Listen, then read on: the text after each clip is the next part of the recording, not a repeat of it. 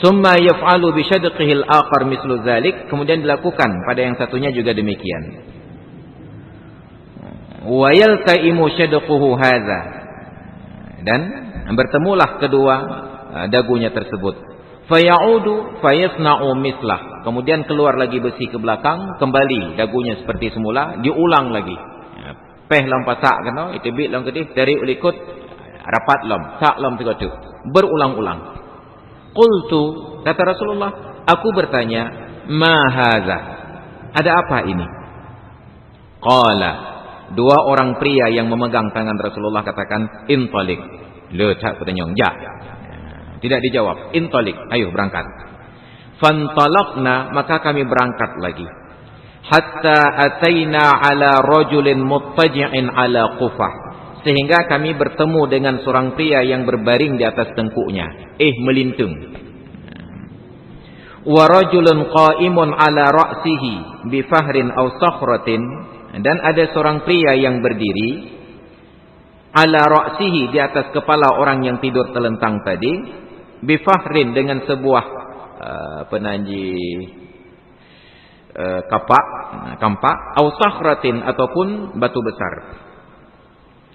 Fayashdahu bihi ra'sahu, maka dipukulkan kepada kepalanya.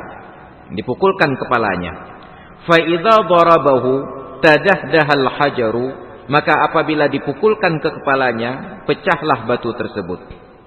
Fantalaqa ilaihi liya'khudhahu, maka ia pergi untuk mengumpulkan batu tersebut. Fala yarji'u ila hadza hatta yalta'ima ra'suh, dia tidak kembali kepada pria tersebut kecuali ketika kepalanya yang pecah bersatu kembali. Wa'ada ra'suhu kama huwa, dan kepala itu kembali seperti semula. Fa'ada ilaihi fadarabahu, kembali pria yang berdiri tadi mengambil batu dan dipukul lagi sampai pecah. Bekah oleh mengguling bete, jacak lam bete, iwa oleh lagi tak. Pohlam. Qultu, Nabi bertanya, man hadza? Siapa ini? Qala, dua orang pria itu menjawab, intalik, ya raja'lah. Belum dijawab. Fantalaqna, kami berangkat. Ila saqbin mislit tanur, kepada sebuah lubang mislut tanur, seperti di Arab itu ada tungku tempat membuat roti. Jadi dia seperti baskom, atasnya kecil, di bawahnya lebar. Nyan dipeh roti babineh-binehnya untuk memasak roti. Tanur namanya, kompor. A'lahu dayyiqun, bahagian atasnya sempit, wa asfaluhu wasi'un, bahagian bawahnya lapang. Yatawaqqadu tahtahu naran, yang dinyalakan api di bawahnya. Fa idza iqtaraba irtafa'u hatta kadu ay yakhruju, apabila sudah mendekat mereka meninggi sehingga hampir-hampir keluar. Fa idza qamudat, apabila apinya hampir padam, raja'u fiha, mereka kembali ke dasar tungku tadi. Wa fiha rijalun wa nisa'un uratun, dan di dalam tungku tersebut terdapat orang laki-laki dan perempuan dalam keadaan telanjang. Nah, dalam tungku, di dalamnya ada laki-laki dan perempuan yang telanjang. Di bawahnya api. Faqultu, Nabi bertanya lagi, man hadza? Sonyo. Qala, dua orang pria ini menjawab, intalik, ayo lanjutkan perjalanan. Fantalaqna, maka berangkatlah kami. Hatta ataina ala nahrin min damin, sehingga kami sampai pada sebuah sungai yang berisi darah. Fihi rajulun qa'imun, di sungai itu ada seorang pria yang berdiri. Ala wasati nahri rajulun baina yadayhi hijaratun, di tengah-tengah sungai juga terdapat seorang pria yang di hadapannya ada batu. Qala Yazid wa Wahab bin Jarir an Jarir bin Hazim. Kemudian dalam riwayat yang lain dari Wahab bin Jarir dan dari Jarir bin Hazim, wa ala syati'in nahri rajulun, di tepi sungai ada seorang pria lagi. Fa aqbala ar-rajulu alladhi fin nahri, maka pria yang sedang berada di dalam sungai kemudian menghadap. Fa idza arada ay yakhruja rama ar-rajulu bihajarin fi fihi faraddahu haitsu kana. Setiap kali pria yang di dalam sungai ini berenang ke tepi ingin keluar, maka dilempari dengan batu pada mulutnya sampai ia kembali ke tengah sungai. Faja'ala kullama ja'a liyakhruja rama fihi. Maka setiap kali dia ingin keluar, dilempar kembali pada mulutnya dan tenggelam lagi. Tetap seperti semula. Faqultu, Nabi bertanya, "Ma hadza?" Apa ini? Qala. Dua orang pria tersebut menjawab, "Intaliq, taja'lam." Itu sudah seperti kasus Nabi Musa dengan Nabi Khidir. Letak aku tanya, berhajak lah untuk dia jawab. Fantalaqna, maka berangkatlah kami, hatta intahaina ila raudatin khadra fiha syajaratun 'azimatun. Berangkatlah kami sampai berhenti kepada sebuah kebun yang hijau. Di dalamnya terdapat pohon kayu yang besar. Wa fi asliha syekhun wa sibyanu.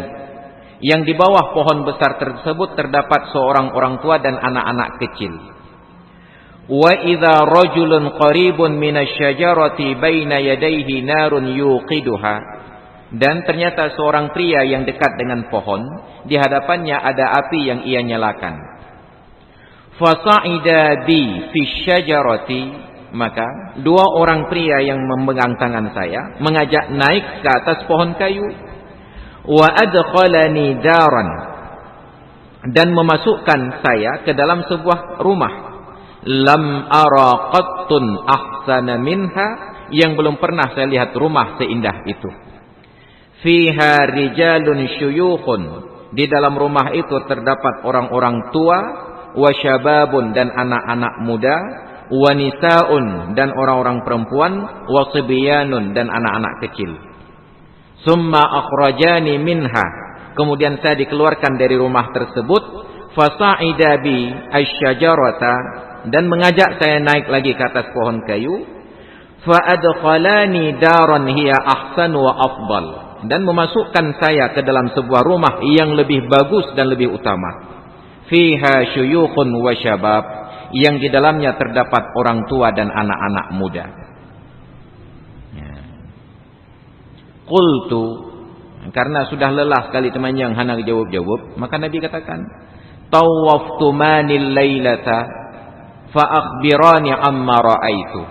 Kalian sudah ajak saya jalan-jalan sepanjang malam ini, tolong ceritakan kepada saya tentang apa yang sudah saya saksikan. Qala, barulah kedua orang itu menjawab, na'am. Oke.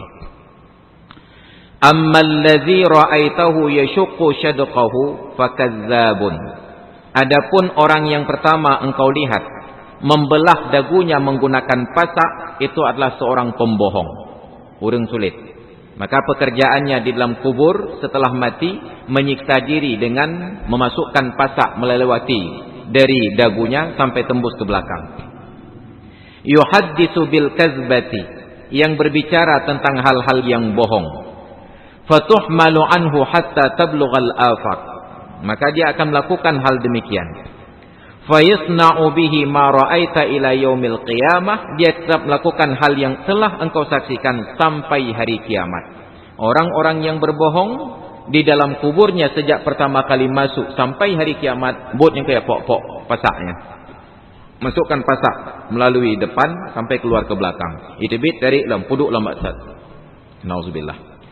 Wallazi ra'aitahu yashdaqu ra'sahu, adapun orang yang engkau lihat dibelah kepalanya, farajulun, itu adalah seorang pria, allamahullahu al-Qur'ana, yang Allah ajarkan Quran kepadanya. Fanama anhu bil laili, di waktu malam dia tidur tidak membacanya. Walam ya'mal fihi bin nahari, dan di siang hari dia tidak mengamalkan isinya.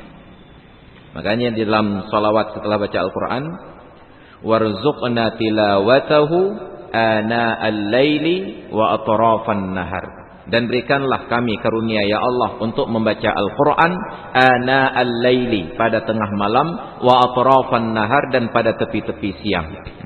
Pria ini Allah ajarkan Al-Quran, tidak membacanya di waktu malam dan tidak mengamalkannya di siang hari. Maka na'udzubillah, tradisi kita di Aceh dulunya, begitu matahari terbenam, setiap rumah itu hidup dengan bacaan Al-Quran. Kalau tidak setiap rumah, minimal di dalam kampung tersebut ada beberapa rumah yang didatangi oleh anak-anak untuk membaca Al-Quran.